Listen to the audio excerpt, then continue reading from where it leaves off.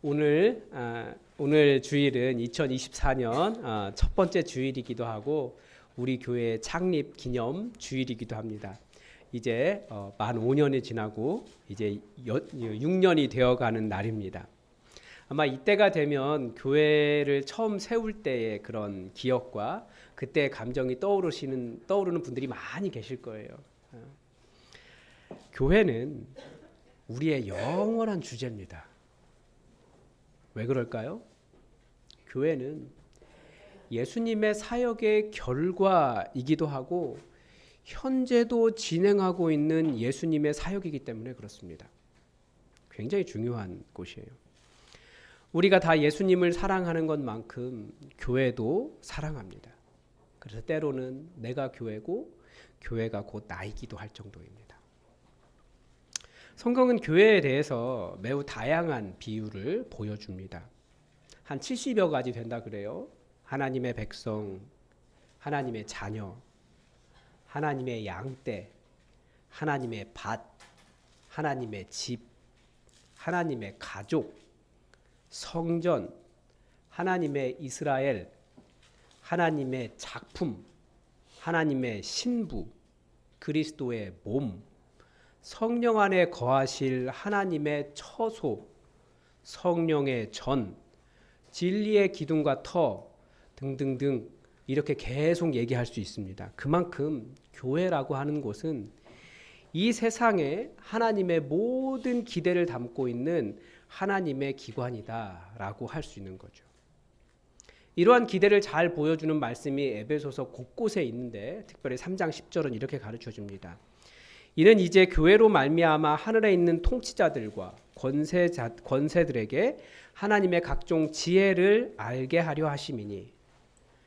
교회는 하늘에 있는 영적인 존재들에게도 하나님의 지혜를 보여줄 수 있는 하나님의 계획이다라는 겁니다. 교회는 그냥 단순한 조직이 아닙니다. 천사들도 이 교회를 바라보면서 하나님이 대체 교회를 왜 세우셨을까? 다른 거 하실 수 있는데 왜 교회를 세우셨을까? 이렇게 바라보면서 이래서 하나님께서 교회를 세우셨구나를 깨닫는 곳이 그렇게 엄청난 곳이 교회라는 거예요. 그런데 우리가 잘 알다시피 또 보다시피 우리가 교회의 그런 엄청난 그 사명과 그런 비밀을 잘 간직하고 감당하고 있는가라고 할 때 우리 자신 있게 우리 잘하고 있습니다 라고 하는 곡이 말하기가 굉장히 어렵다라는 거예요. 그러니까 우리가 교회 안에 오래 있었지만 어쩌면 우리가 만들어가는 교회의 문화나 우리가 추구하는 그런 공동체의 모습을 우리는 인간적인 관점에서 이렇게 교회에 투영하고 있기 때문에 하나님께서 원래 계획하신 그런 교회의 비밀과는 거리가 멀어질 때가 많이 있다라는 것을 우리도 잘 알고 있습니다. 그래서 우리는 이 창립 기념주의를 맞이해서 다시 한번 교회가 무엇인지 이 짧은 시간 안에 다 말할 수는 없지만 다시 한번 핵심적인 것을 한번 생각해 보려고 합니다. 오늘 우리가 읽은 에베소서는 교회에 관한 책입니다. 1장에서 인사를 한 후에 3절부터 그렇게 시작해요. 찬송하리로다 하나님 곧 우리 주 예수 그리스도의 아버지께서 그리스도 안에서 하늘에 속한 모든 신령한 복을 우리에게 주시되 곧 창세전에 그리스도 안에서 우리를 택하사 우리로 사랑 안에서 그 앞에 거룩하고 흠이 없게 하시려고 그 기쁘신 뜻대로 우리를 예정하사 예수 그리스도로 말미암아 자기의 아들들이 되게 하셨으니. 하나님은 하늘에 속한 모든 신령한 복을 우리를 위해서 예비하고 계십니다. 누구를 통해서? 교회를 통해서. 그런데 이 지금 교회가 어떻게 만들어졌다고요? 하나님의 택하심과 예정하심, 하나님의 기쁘신 뜻을 따라 세워졌다는 거예요. 우리 예수품한 교회 5년 전에 세워졌을 때 누가 세우신 거예요? 누가 택하셨어요? 누가 예정하셨어요?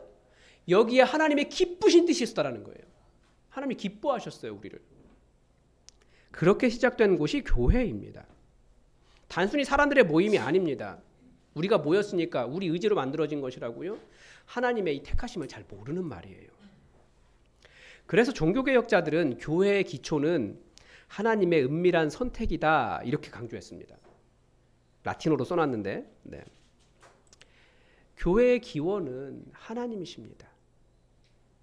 즉 교회는 인간이 만들어낸 사회 현상이 아니고 하나님의 사역에 기초한 공동체입니다. 그래서 성경은 교회를 향해서 뭐라고 말합니까? 새로운 창조물, 새로운 피조물, 이전까지 없다가 새롭게 만들어진 존재가 교회다라고 가르쳐줘요. 그래서 하나님의 작품, 포이에마, 하나님의 마스터피스, 이게 교회라고 가르쳐주잖아요. 교회가 하나님의 은밀한 선택하심의 결과다라고 하는 사실은 교회의 본질과 사명을 가르쳐줍니다. 하나님께서 선택하셨기 때문에 하나님의 부르심, 하나님의 뜻에 좌우되어야 한다는 거죠. 교회는 사람들 마음대로 세워가는 곳이 아닙니다. 교회의 시작이 하나님의 선택이셨기 때문에 교회의 모든 것은 다 하나님의 뜻대로 이루어져야 합니다. 하나님께서 교회를 선택하신 목적은 크게 두 가지로 요약할 수 있어요. 그 교회에 비유된 그 70가지, 그게 전부 다 사명을 가르쳐 주는 것이지만 특별히 두 가지 우리가 꼭 기억하고 항상 생각해야 될 것이 두 가지가 있어요. 첫 번째는 영혼 구원입니다. 또 하나는 하나님의 영광의 찬송이 되는 것입니다. 하나님은 교회를 통해서 영혼이 구원되기를 바라셨고 교회가 하나님께 영광 올려드리는 곳이 되기를 바라셨다라는 거예요. 즉 하나님께서 선택하신 교회는 구원이라고 하는 목적과 언제나 특별한 목적과 사명을 지향합니다. 그래서 우리 구원받은 모든 성도들은 우리를 부르신 그 특별하신 하나님의 사명을 찾아가고 있고 그 사명을 위해서 전심전력해야 한다는 거죠. 이 사실을 바로 우리 삶에서 그대로 발견할 수 있습니다. 여러분, 단지 우리의 구원만이 하나님의 목적이었다면 우리는 왜 예수 믿고 구원받은 이후에 하나님께서 이 땅에서 데려가지 않으시고 이 땅에 남겨두셨겠습니까? 그러니까 우리의 영혼의 구원만이 하나님의 목적이 아니었다라는 거죠. 그래서 구원의 이 언약 안에 있는 성도는 그 자신에게 속한 모든 것, 성도의 가정과 재물과 소유와 영향력과 권세와 직업과 직분과 학문과 마음과 예술과 사회적 지위까지 우리가 가지고 있는 모든 것들이 우리가 서 있는 모든 곳에서 우리를 통해서 하나님의 선하신 영향력이 드러나도록 하셨다라는 거예요. 그러니까 우리를 통해서 하나님의 선하신 영향력이 계속 이 땅에 드러나는 것이 교회라는 거예요. 여러분, 하나님께서 여러분을 택하셨습니다. 하나님의 위대하신 선택하심이 바로 저와 여러분에게 있다는 것입니다. 여러분 감격스럽지 않으십니까? 저는 사실 지금 굉장히 딱딱하게 이야기해서 그런데 설교를 쓰면서 솔직히 약간 울컥했어요. 왜냐하면 우리 같은 연약한 자에게 우주에서 가장 위대하신 하나님의 특별하신 선택하심이 있다고 하는데 얼마나 영광입니까? 나에게 무슨 하나님의 특별한 선택하심이 있을까? 저는 목사니까 그런 영향이 더 있습니까? 아니에요. 얼마나 설교 못한다고 뭐라고 많이 듣습니까? 그런데 저 같은 자에게도 하나님의 선택하심이 있다라는 거예요. 우리 교회에 어떤 분들의 눈에 보기에는 제대로 하고 있어? 라고 보일 테지만 여기에 하나님의 선택하심이 있다고요. 깊으신 뜻이 있다고요. 깊으신 뜻이 아니고 기쁘신 뜻이 있다고요. 그게 우리 교회라는 거예요. 얼마나 큰 영광입니까? 우주에서 가장 위대하신 분이 우리를 택하셨습니다. 하나님의 기쁘신 뜻을 위해서. 그게 교회입니다. 교회에 대해서 이야기할 때 떠올릴 수 있는 또 하나의 이미지가 있습니다. 교부 키프리아누스는 교회를 어머니로 모시지 않는 사람은 하나님을 아버지로 모실 수 없다라고 이야기했습니다. 깔뱅도 기독교 강요에서 교회론의 첫 부분에서 하나님이 아버지가 되는 사람에게는 교회가 어머니가 되어야 한다. 이렇게 주장했습니다. 그만큼 어머니로서 우리가 교회를 존중하고 존경하고 받들고 공손하게 모셔야 된다. 이런 의미를 가지고 있죠. 갈라디아서 4장 26절에서도 오직 위에 있는 예루살렘은 자유자니 곧 우리 어머니라 라고 말하면서 교회를 우리 어머니로 표현하고 있습니다. 그 안상홍 증인에서 말하는 그런 그 어머니 말고요. 또 계시록에서도 교회를 예수님의 신부라고 말하고 있는 것을 보면 교회를 우리의 어머니로 묘사한 것은 틀린 말은 아닙니다. 여러분, 어머니는 어떤 존재입니까? 이 땅에 어머니를 통하지 않고 태어나는 생명은 아무도 없습니다. 과학이 어머니를 통하지 않고 아이를 낳으려고 하지만 결국 어머니 뱃속에 수정체를 넣어야 돼요. 어머니를 통하지 않고는 세상에 태어난 사람은 아무도 없어요. 그러니까 교회는 영적 생명을 잉태하고 해산하는 어머니와 같다라는 거죠. 모든 성도는 영적 생명을 잉태하고 해산하는 어머니와 같습니다. 이것이 바로 우리의 첫 번째 사명이에요. 어머니로서의 교회. 아이를 잉태한 어머니를 한번 생각해 보십시오. 어머니가 얼마나 위대한지 우리는 많이 듣습니다. 어머니는 아이가 뱃속에 이렇게 잉태하게 되면 모든 감각을 집중합니다. 아이에게만. 보니까 평소에 술을 못 끊던 사람도 아이가 딱 생기면 술을 끊더라고요. 정말 신기해요. 임신한 여인들의 괴로움 중에 하나는 아픈데도 약을 먹을 수 없다라는 거예요. 저도 아내가 임신하고 나서야 알았는데 모든 약에는 산모가 먹을 수 있는 등급이 표시되어 있습니다. A, B, C 등급인가 이렇게 되어 있어요. 그런데 산모가 먹을 수 있는 약이 하나도 없습니다. 제 기억으로 딱 하나 타이레놀 정도 먹을 수 있었던 것 같아요. 그래서 어떤 어머니들은 몸에 암이 걸렸는데 아이 때문에 그 암 고통을 견뎌요. 교통사고가 나도 가장 먼저 이야기하는 게 내 아이, 내 아이. 그렇게 이야기하는 게 엄마잖아요. 교회가 바로 그런 어머니와 똑같다라는 거예요. 우리는 영혼을 구원하는 교회로서 나만 영적인 유익을 누리기만 하면 된다라고 말하지 않고 그렇게 이 땅에 생명들을 품고 또 서로의 생명들을 품고 서로의 구원을 위해 인내하고 나 자신을 절제하면서 모든 감각을 영혼을 구원하는 일에 집중하는 겁니다. 그게 교회예요. 또한 어머니는 어떤 존재입니까? 제가 볼 때 이 시대의 어머니는 그 어떤 존재보다도 위로자입니다. 위로자. 별로 말이 없는 아이들도 어머니에게는 종알종알 이야기를 합니다. 어머니는 위로하고 인정하고 힘을 줍니다. 어릴 때 어머니가 어떤 말을 해주는가에 따라 아이는 다르게 자랍니다. 바로 그런 존재가 교회라는 거예요. 어머니로서의 교회. 특별히 이 우울증과 갈등과 위로가 없는 시대 속에서 온 세상이 사랑 많은 어머니와 같다면 얼마나 행복하겠습니까? 그러나 세상에는 그런 어머니가 없기 때문에 교회라는 어머니가 존재하는 거예요.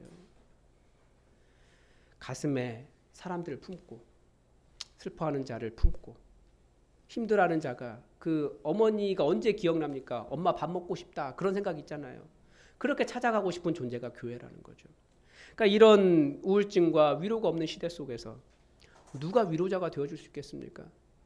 어머니로서의 교회만이 사람들을 위로할 수 있고 품을 수 있다는 거예요. 그래서 어머니로서의 교회가 사람들을 가슴에 품고 무조건적인 사랑으로 인간성을 회복할 수 있도록 도와주고 실패해도 돌아올 수 있고 어떠한 어려움이 있어도 돌아올 수 있고 멀리 떠났어도 돌아올 수 있고 사랑하고 격려하고 부드럽지만 강하게 세상으로부터 지켜줄 수 있는 존재가 교회라는 거예요. 그게 우리 교회의 사명일 겁니다. 어머니로서의 교회. 그래서 성부 하나님과 어머니로서의 교회와 그 자녀인 교회를 한마디로 하나님의 권속, 하나님의 가족이라고 부르는 겁니다. 성경은 이렇게 하나님의 가족된 우리에게 가장 먼저 그리스도의 몸을 이루어라 라고 명령합니다. 다시 오늘 말씀 에베소서 1장 23절의 말씀을 읽어보겠습니다. 함께 읽겠습니다.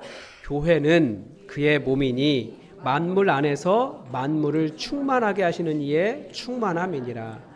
말이 많이 어렵죠. 그런데 이 부분이 교회를 이루고 있는 우리가 깊이 이해해야 할 교회의 신비입니다. 우리를 구원하기 위해 오신 예수님께서 십자가를 통해서 모든 죄를 해결하셨습니다. 근데 아까도 말씀드렸지만 그러면 이제 하나님 나라가 완성되고 우리는 예수님과 함께 행복하게 잘 살아가면 되는 것 아니겠습니까? 예수님이 여기 계시기 때문에 아프면 치료해 주시고 또 계속해서 제자들 양육하시듯이 우리도 양육해 주시고 우리가 궁금한 거 있으면 언제든지 해결해 주시고 하나님 나라에 대해서도 가르쳐 주시고 그 은혜 넘치는 모습 보여주시면 많은 사람들이 다 예수님 믿지 않겠습니까? 그런데 예수님이 어떻게 해버리셨습니까? 올라가 버리셨어요. 제자들을 그 땅에 남겨두고 하늘로 올라가 버리셨습니다. 예수님께서 하늘로 올라가셨을 때 제자들이 예수님 보기 위해서 성경에 뭐라고 되어 있냐면 자세히 하늘을 쳐다보고 있을 때, 그러니까 예수님이 하늘로 올라가시니까 예수님 어디 가셨지 이렇게 쳐다봤다는 거예요.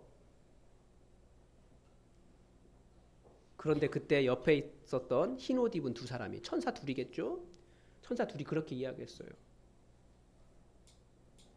갈릴리 사람들아, 어찌하여 하늘을 쳐다보고 있느냐? 내가 전혀 몰랐던 예수라는 책을 쓴 필립 얀시는 이 말씀에 대해서 자기가 성경을 쭉 보면서 성경이 도저히 설명하지 않는 내용이 하나 있다는 거예요. 왜 예수님이 승천하셨는가? 그런데 계속해서 천사가 이렇게 말했다는 거예요. 사람들아, 갈릴리 사람들아, 어찌하여 서서 하늘을 쳐다보고 있느냐? 그러니까 예수님께서 하늘로 올라가신 이후에 더 이상 예수님께서 올라가신 저 빈 하늘이 성도들이 바라보아야 될 곳이 아니라는 거예요. 거기서 예수님 찾으려고 하지 말라는 거죠. 그러면 우리의 시선은 그 빈 하늘을 바라보던 사람들의 그 제자들의 시선은 어디로 가야겠습니까? 우리 옆에 있는 성도들과 아직 예수 믿지 않는 그 넓은 땅으로 돌아가야 된다는 거예요. 어디를 바라보아야 되느냐? 예수님은 거기가 아니고 여기라는 거예요. 그때부터 사도행전의 역사, 예루살렘과 유다와 사마리아와 온 땅까지 이르는 예수 그리스도의 복음의 역사가 시작되었습니다. 시선을 빈 하늘이 아니라 예수님 계신 이 온 땅으로 향하게 되니까. 그래서 이제 예수님은 수천 개의 장소에서 일하게 되셨고 수많은 사람들의 눈 속에서 사랑받는 분이 되셨고 예수님의 팔 다리가 된 사람들 속에서 일하셨다라는 거예요. 예수님께서 그 소수의 사람들에게 전달해 주신 그 치유와 은혜와 하나님의 사랑이라는 복음의 메시지가 이제 교회가 가 있는 모든 곳에 전달되고 있게 된 겁니다. 저 빈 하늘을 바라보아서 거기서 예수님을 찾는 것이 아니라 바로 우리 안에서 예수님을 찾기 시작했을 때. 그래서 필립 얀시가 그런 얘기도 해요. 여기 한 가지를 더해서 예수님이 성육신 하셨다는 사실을 우리가 다 믿는다라는 거죠. 2000년 전에 예수님이 이 땅에 오셨다는 사실 믿기 쉽다는 거예요. 그런데 그 이후에 예수님은 누구 가운데 계십니까? 이 부분이 정말 믿기 어렵다라고 이야기해요. 그게 뭘까요? 예수님께서 바로 저의 모습으로 교회를 이루고 있는 옆 사람의 모습으로 성육신 하셨다는 사실은 너무나 믿기 어렵다. 이렇게 필립 얀시가 지적하고 있습니다. 즉 예수님의 승천은 교회인 우리가 이제 그분의 사역을 이어가고 이제 서로가 서로를 육체로 임하신 예수님으로 대하며 한 몸을 이루도록 하신 신비다라는 거죠. 성령을 받은 교회는 예수님께서 행하신 일뿐만 아니라 그보다 더 큰 일도 합니다. 예수님은 이스라엘 지역에서 사역하셨지만 우리는 더 넓은 세상에서 온 세상에서 선교 사역을 하고 있습니다. 그렇게 교회가 가 있는 곳에서 그의 몸된 지체들을 통해서 온 세상 만물을 충만하게 채우고 계십니다. 그래서 그런 사람들은 하나님께서 교회를 선택하셨다는 사실을 믿는 사람들은 이제 교회가 그리스도의 몸이라는 사실도 믿을 수 있어야 한다는 거죠. 그게 누굽니까? 바로 옆 사람이 성육신하신 예수님이라는 사실을 믿어야 한다는 거예요.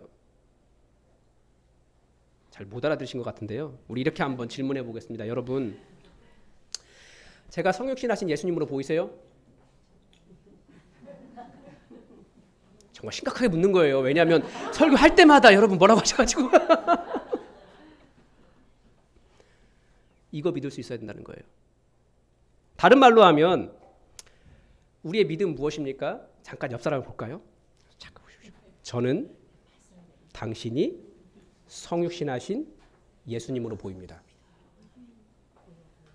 이게 믿음이라는 거예요. 2000년 전 임하신 예수님, 성육신하신 예수님 우리가 믿는데 바로 옆 사람 가운데 임하신 예수님을 잊지 못하면 그거 믿음 아니라는 거죠. 이게 왜 빈 하늘을 바라보고 있느냐? 어찌하여? 이제 누구를 바라봐야 되느냐? 천사가 우리에게 하고 있는 말이에요. 그럴 때 복음의 역사가 시작되는 거예요. 그게 믿음이기 때문에. 우리 한번 서로를 바라보면서 다시 한번 고백해 봅시다. 될 때까지 할지도 몰라요. 자, 저는 저 바라보지 말고 서로를 바라보시라고요. 저는 당신이 성육신하신 예수님으로 보입니다. 네. 인상 쓰면서 하시는 분이 계세요? 도저히 못 믿겠다는 건가요?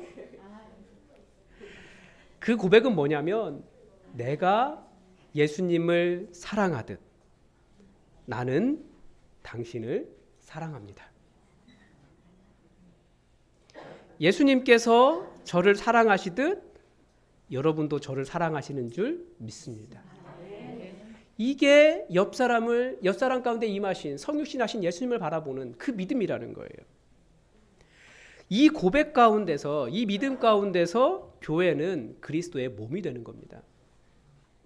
여러분, 교회의 성도들은 모두 다 예수 그리스도를 머리로 예수 그리스도라고 하는 머리에 붙어 있고 서로 연결되어 있는 몸입니다. 나는 이 교회 마음에 안 들어. 나는 이 교회 지체가 아니야. 나는 이 교회와 별로 상관없어. 라고 생각해도 주님께서 여기에 보내셨으면 어쩔 수 없어요. 생각한 것보다 우리는 매우 끈끈하고요. 밀접하고요. 강력하게 연결되어 있습니다. 그렇기 때문에 나 하나쯤이야 하는 행동이 교회에는 큰 영향을 미칠 수 있습니다. 나 하나쯤이야 하고 기도하지 않으면 그 교회는 어떻게 되는 겁니까? 기도가 부족한 교회가 돼요.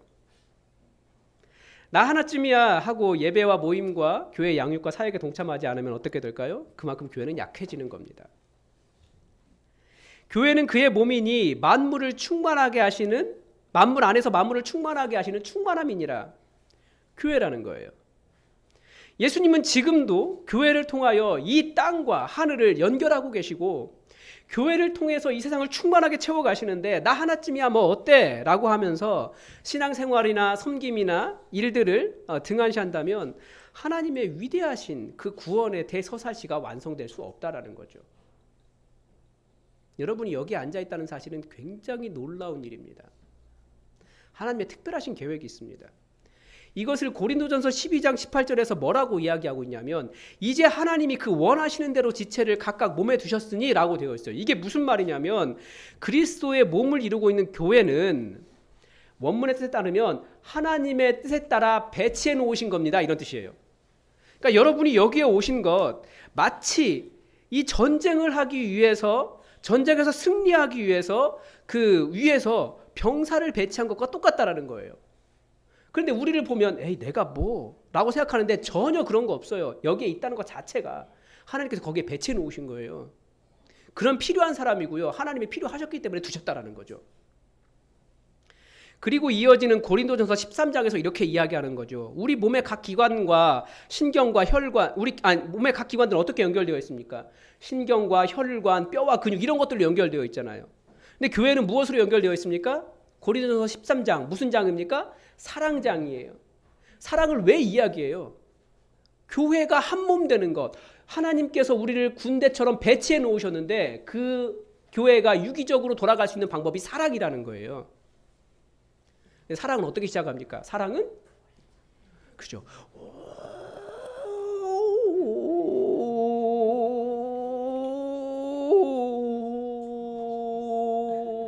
저 더 할 수 있어요. 아직도 호흡이 많이 남아있어요. 그러니까 오래 참는 거예요. 사랑은. 왜 오래 참아야 될까요? 다 아시죠? 오래 참는 거예요. 사랑은 온유합니다. 시기하지 않고 자랑하지도 않고 교만하지도 않고 무례하지도 않고 자기의 유익을 구하지도 않고 성내지 않으면서 그렇게 우리는 한 몸을 이루는 사람들이에요. 이게 교회라는 거예요. 여러분, 사랑으로 오래 참으며 정말 예수님 같지 않은 이 사람 가운데 예수님이 성육신 하셨다는데 이렇게 잘해야 돼요. 여기 아무도 없는데. 그 사람 바라보면서 이 사람 안에도 예수님이 있구나. 저 인상 쓰고 맨날 말 안 듣고 저 뺀질뺀질하는 저 사람에게도 예수님 임하셨구나. 이걸 믿으며 그 사람을 사랑하면서 한 몸을 이루어가는 곳이 교회라는 거예요. 그렇게 우리는 하나 되어서 우리를 여기 이 교회에 배치하신 하나님의 뜻을 이루며 온 세상에 그리스도의 충만하신 은혜를 채워가는 것이 우리를 교회되게 하신 주님의 뜻입니다. 믿으십니까? 네, 여러분, 우리는 교회로 부르심 받았습니다. 그 전까지 없던 것이 교회예요. 예수님의 모든 사역의 결과로 만들어진 새로운 피조물, 새로운 창조물이 교회입니다. 우리 안에는 하나님의 깊으신 선택하심과 여기에 부르신 하나님의 뜻이 있습니다. 하나님이 배치해 놓으셨다고요. 나는 뭐 능력도 없고 뭐도 없습니다. 잘 못합니다. 이런 거 없어요. 주님께서 보내셨으면 여기가 맞아요. 그래서 여러분, 그렇게 우리 한 몸 이루어서 정말 진짜 교회, 하나님께서 원하신 그 하나님의 구원의 역사와 이 땅을 교회를 통해서 이 땅을 통치하시는데 그 통치의 역할을 제대로 감당해서 하나님께 칭찬 듣는 우리 새로운 한 해가 되었으면 좋겠습니다. 기도하겠습니다. 하나님 아버지, 우리 예수품한 교회 6년 전에 정말 기쁘신 뜻을 품으시고 택하셔서 이곳에 세워주셔서 감사합니다. 하나님, 그때 그 감격을 생각해 보면, 그때 그 어려움을 생각해 보면 교회가 살아갈 수 있을까 생각했지만 모두 다 하나님의 인도하심과 정말 하나님의 택하심과 하나님의 선하신 뜻만 가득했음을 다시 한번 깨닫게 됩니다. 다시 새로운 한 해를 맞이하면서 우리 예수품한 교회, 우리를 교회로 택하시고 부르신 하나님의 뜻을 온전히 이해할 수 있도록 도와주시고 여기에 나를 앉혀주신 이유가 무엇인지 항상 기억하며 주님의 뜻 헤아려 온전한 한 몸 될 수 있도록 도와주시옵소서. 우리가 어머니로서의 그 교회 역할도 잘 감당하게 하여 주시고 우리의 사명 잘 감당하여 아름다운 열매로 하나님께 영광 올려드리는 하나님의 영광과 찬송이 되는 그런 교회 되게 도와주시옵소서. 성령님께서 우리를 온전히 하나 되게 하시길 원하며 예수님의 이름으로 기도드립니다. 아멘.